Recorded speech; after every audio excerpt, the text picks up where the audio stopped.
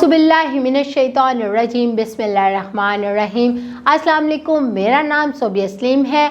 आज मैं आपको गौहर पब्लिशर की जानिब से खुशामदीद कहती हूँ। हमारा मोटो है redefining the geography of education through digital resources for conceptual learning. आज हम गौहर निदाए उर्दू जमात दोम सबक नंबर 20 और सफ़ा नंबर 131 खोलेंगे और वहाँ पर मौजूद बाकी की मश्क को हल करेंगे। ज़बान शनासी। उर्दू में बाज़ मुअन्नस अल्फाज की जमा बनाने के लिए उस लफ्ज़ के आखिर में ये नून गुन्ना लगाने से जमा बन जाती है।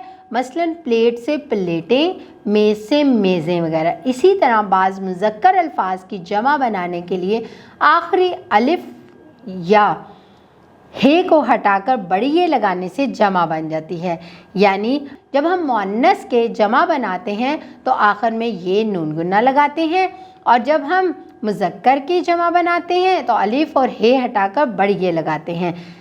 जैसे कमरा से कमरे, अंडा से अंडे और बस्ता से बस्ते वगैरह। अब हम सवाल नंबर 7 देखते हैं।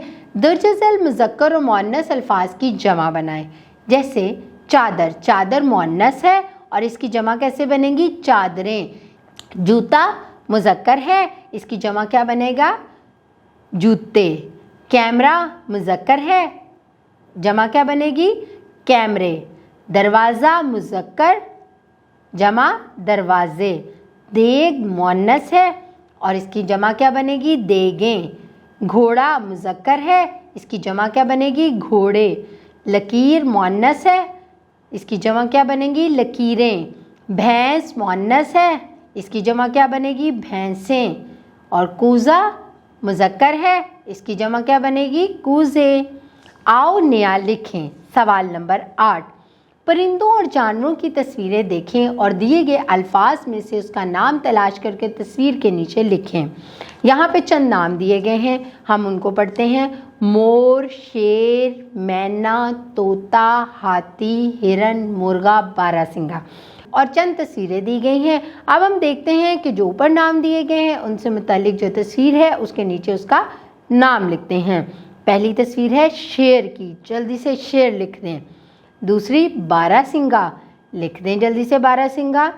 फिर मुर्गा, तोता, मोर, हाथी, मैना, हिरन।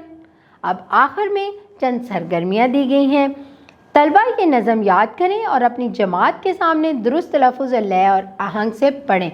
आपने इस नज़म को बहुत अच्छे तरीके से याद करना है और फिर अगले दिन आके बहुत अच्छे तरन्नुम के साथ सुनानी है। जानवरों के तहफ़्फ़ुज़ के मौजू पर 5 से 7 जुमलों पर मुश्तमिल तकरीर तैयार करें और अपनी जमात के सामने पेश करें।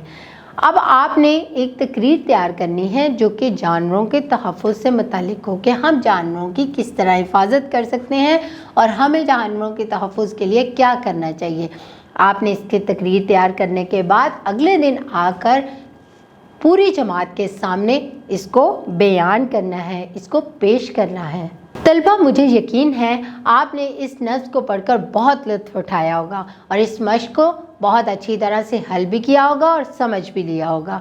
अब घर जाके आप इसकी दोहराई कीजिएगा। अपना बहुत सारा ख्याल रखें। अल्लाह हाफिज़।